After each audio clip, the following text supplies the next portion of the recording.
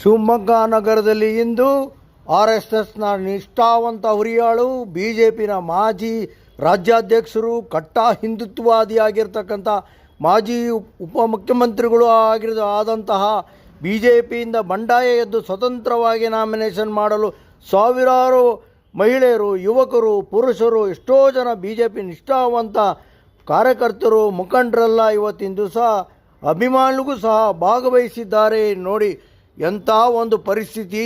ಈಶ್ವರಪ್ಪನವ್ರಿಗೆ ಅಪಾರವಾದ ಬೆಂಬಲ, ಅಪಾರವಾದ ಅಭಿಮಾನಿಗಳೆಲ್ಲ ಸೇರಿದ್ದಾರೆ ಇವತ್ತು ನಾಮಿನೇಷನ್ನಿಗೆ ಅಂತೇಳಿ. ನೋಡಿ ಮುಂದೆ. ಹಲೋ, ಎಸ್ ನಮಸ್ಕಾರ, ನಾನು ಶಿವಮೊಗ್ಗ ವಿರೂಪಾಕ್ಷ ಮಾತನಾಡ್ತಾ ಇದ್ದೀನಿ. ಅಲ್ಲೋಗಿ ಸತ್ಯತೆಯನ್ನು ತಿಳ್ಕೊಂಡು ವಿಡಿಯೋ ಮಾಡ್ಕೊಂಡು ಬಂದಿದ್ದೀನಿ. ಭಾರತ್ ಮಾತಾ ಕಿ ಜೈ, ಭಾರತ್ ಮಾತಾ ಕಿ ಜೈ.